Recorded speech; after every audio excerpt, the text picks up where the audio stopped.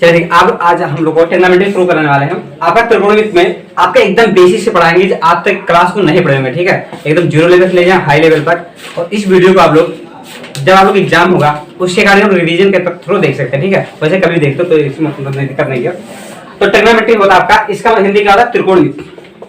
त्रिकोणमिति tree मतलब क्या होगा? ट्री मतलब होगा तीन होगा, और गोनो मतलब होगा भुजा, और मिट्री मतलब क्या होता है? मापना।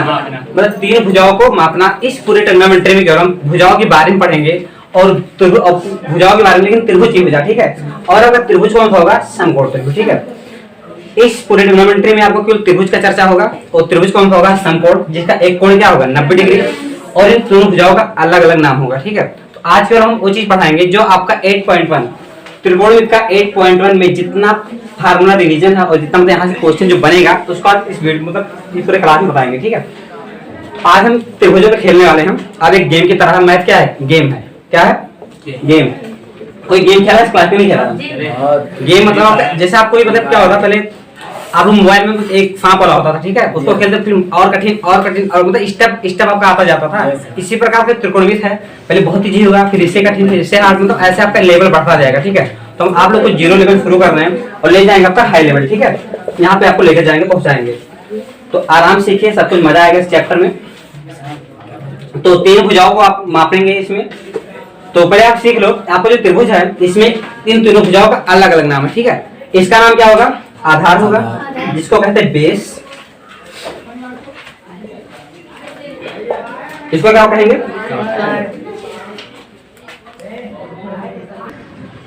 यहाँ पे देखिए त्रिभुज में इसे हाइपोटेन्यूज कहते हैं, जिसे हम कर्ण कहते हैं।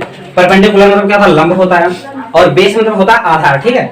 इन भुजाओं के तीन भुजा होगा, तीन बिंदु, तीन भुजा होगा ए बी सी। पहले आप लोग जाने त्रिभुज बनता कैसे? तीन भुजाओं से घिरी हुई आकृति को क्या बोलेंगे? त्रिभुज बोलेंगे। और जब भुजा होगा तो हर एक तीन बिंदु होगा, ठीक है। इन तीनों बिंदुओं का नाम क्या? ए बी और सी। इन तीनों नामों को, तीनों भुजाओं के नाम पर याद कर लो, ठीक है। ये होगा कर्ण, ये आपका लंब, ये आपका क्या होगा? आधार। मेन रीजन आपका क्या है? इन दोनों तीनों कोणों का जो भुजा का अनुपात है इसको सीखना बहुत जरूरी है, ठीक है। तो हम कोण ए के लिए आप बता दें, कोण ए के लिए, कोण ए के लिए, ए के लिए भुजाओं का अनुपात, अनुपात क्या होगा? रेशियो मतलब क्या होगा? तो आप लोग जानते हैं जो कोण ए है ये बना कैसे होगा? आप लोग इसको क्या मान लीजिए? आधार। अगर हम एक कोण बनाना चाहते हैं तो सुनिए ध्यान से, इसको क्या मानेंगे? आधार मानेंगे ना। तो आप लोग चांदा जब रखते किस पे रखते थे? आधार पे रखते थे। तो ये आपका क्या होगा? आधार होगा। अब यहाँ पे जब आप लोग चांदा रखेंगे तो कोण ऐसे बनाना होगा, तो आपको इस तरह कोण बनाना, तो क्या करेंगे? ऐसे तो बनाओगे। तो एक इसका काम बताओ, एक इसका नाम क्या होगा? आधार होगा। ये क्या हो जाएगा? कर्ण तो होगा, लेकिन इस समय ये आधार हो जाएगा। अब एक आप लोग जानते हैं कि त्रिभुज में सबसे बड़ी भुजा क्या होती है? कर्ण होती है ना। तो इस सबसे बड़ी भुजा की नहीं है, इस सबसे बड़ी भुजा कर्ण होगी। आपका जब ये आधार है तो बचा कौन है? लंब तो बचा है। तो लंब क्या होगा बताइए? लंब ही तो होगा। कोई दिक्कत यहाँ पे है? ये आपका आधार बन गया कोण ए के लिए, और ये क्या बन गया? लंब बन गया। तो ये क्या बन गया? आधार। केवल आपको सीखना इसमें क्या? कोण ए का ही कहानी सीखना, ठीक है। अगर ये वाला सीख गए तो फिर आप लोग निकाल सकते हैं। तो अब एक चीज और है, कोण के सामने भुजा क्या होती है? कोण के सामने भुजा क्या होती है? लंब होती है। कोण के सामने भुजा लंब होती है, लेकिन हाँ एक चीज और जान लो, सबसे जो बड़का कोण होगा उसके सामने भुजा सबसे बड़की जो होगी, सबसे बड़ी होगी ना। तो बताइए तीनों भुजाओं में, तीनों कोणों में सबसे बड़ा कोण कहाँ पे है? यहाँ पे है ना। तो इसके सामने जो भुजा होगी वही सबसे बड़ी होगी। आपको ये भी बताया सबसे बड़ी की भुजा का नाम क्या होता है? कर्ण होता है। सबसे बड़ी भुजा हमेशा क्या होगी? कर्ण होगी। और कोण के सामने भुजा सबसे बड़ी होगी तो क्या होगी? कर्ण। इसका कर्ण तो होगा, सबसे बड़ी होगी। तो इस कोण के लिए भुजा क्या होगी? कर्ण होगी ना। लेकिन इस कोण के लिए अब आपको ये भी बोले हैं कि कोण के सामने भुजा लंब होगी, लेकिन इसके सामने भुजा क्या लंब होगी ना। लेकिन इसको भूल जाना कि इसके लिए लंब नहीं होगा, ठीक है। इसके लिए लंब क्या होगा? ये होगा। क्यों होगा? क्योंकि जब बी कोण आप लोग बनाओगे, बी कोण, तो चाहते ही रखोगे तब जाके इसको खींचोगे, तो ये क्या बन जाएगा? लंब बन जाएगा। क्या बन जाएगा? आधार। ये जब आधार हो गया तो आप लोग जानते हैं बदलता ही नहीं है, एक कर्ण हमेशा यहीं पर रहता है। तो जब ये आधार हो गया तो ये क्या होगा? लंब होगा ना। अरे आधार तो पता चल गया, कारण आपको पहले से पता है, तो बना क्या आपका? लंबी तो बचा है। कोई दिक्कत यहाँ तक है? नहीं दिक्कत है ना। अब देखो कितने लोगों को त्रिकोणमिति अनुपात याद है? त्रिकोणमिति अनुपात कितने होते हैं? 6 होते हैं ना। कौन कौन, किसी को पता है? चलो हम बता देते एक बार। Sine theta, cos theta, tan theta, cot theta, sec theta, cos theta. ये 6 आपके त्रिकोणमितीय अनुपात है, ठीक है। इसी के अकॉर्डिंग आप लोग इस सबका भुजा का अनुपात निकाला जाता है। हम सबका नाम लिख देते हैं। पहले नंबर साइन थीटा, सुनिए आप लोगों का जो भुजाओं का अनुपात है, एक आपका है LAL बटे के, ये आपकी हिंदी के जितने छात्र हैं उन लोग के लिए आपका है लल्ला बटे कक्का। जिन्हें इंग्लिश में जानना चाहता है, ये परपेंडिकुलर हाइपोटेनस बेस, उनके PB P और ये B। P मतलब परपेंडिकुलर मतलब लंब होता है, B मतलब बेस मतलब आधार, P मतलब कोई लंब होगा, H मतलब कर्ण होगा, H मतलब कर्ण और B मतलब आधार, ठीक है। इसी प्रकार लल्ला बटे कक्का है। लेकिन इसका हिंदी क्या होगा? पंडित बद्री प्रसाद हर हर बोले। एक ट्रिक आपका है। दूसरा ट्रिक क्या है? पाकिस्तान, अब पाकिस्तान बुरा लगेगा, जो पाकिस्तान पड़ोसी थे उनको बुरा लगेगा।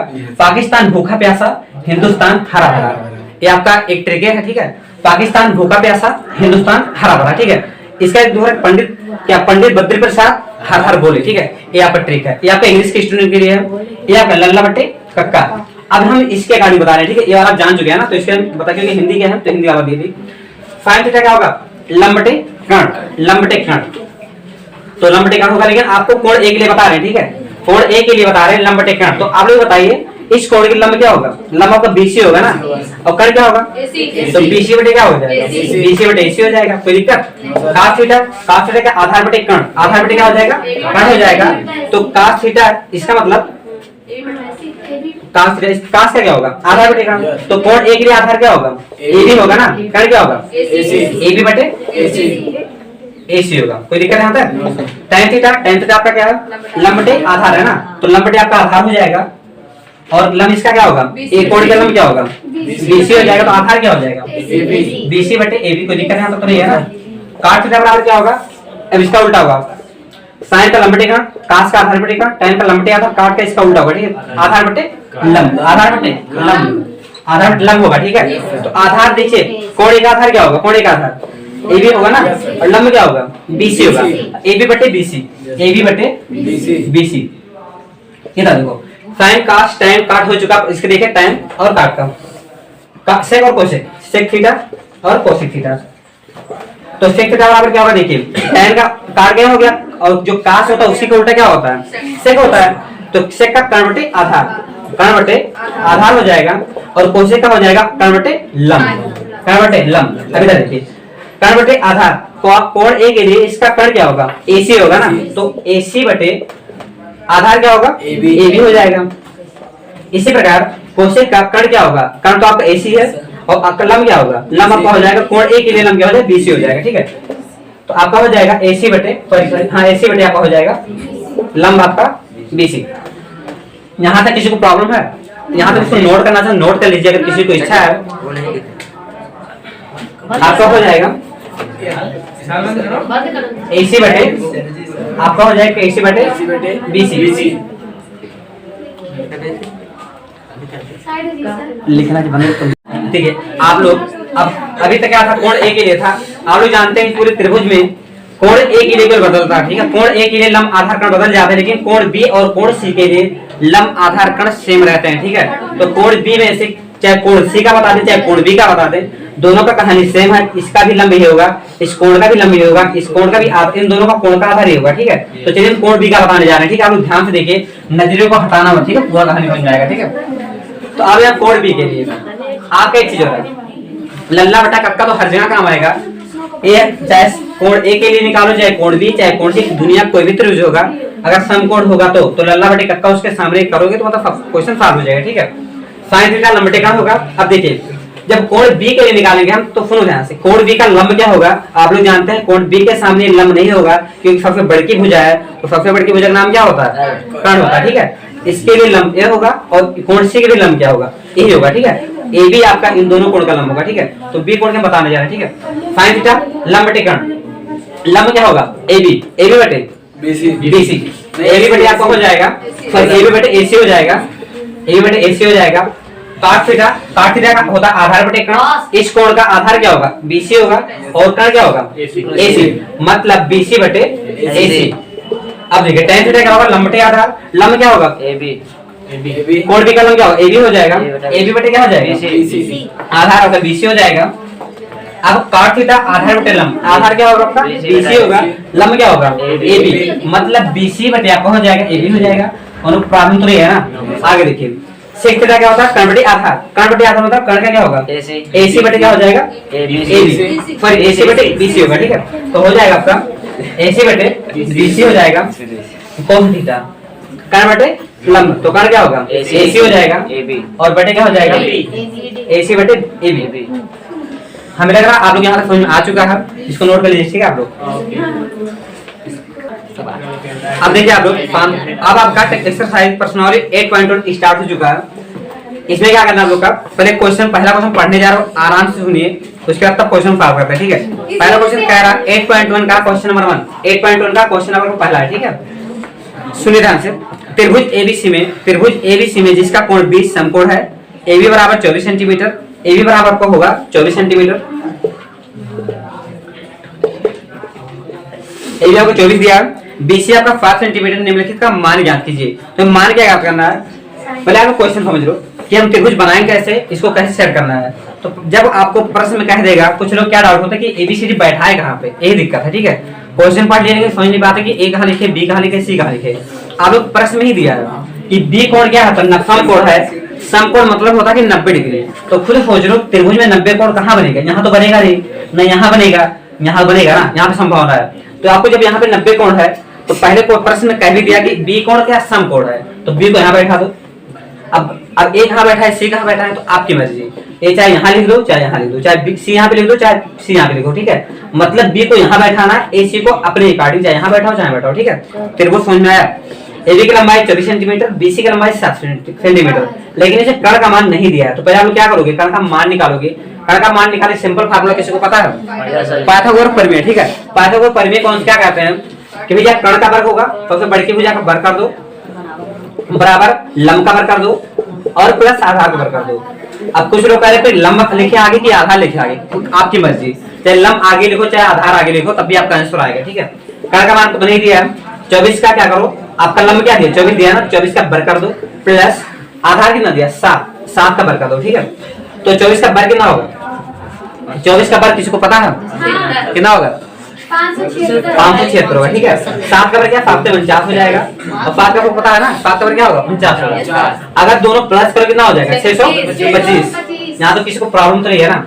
कर्ण का वर्ग होता है 625, कर्ण बराबर क्या होगा देखिए ध्यान से, अगर यहाँ पे स्क्वायर लगा है, जैसे उधर जाएगा, जिससे स्क्वायर हटाओगे तो उधर क्या रूट ले जाएगा या वर्गमूल ले हो जाएगा, ठीक है।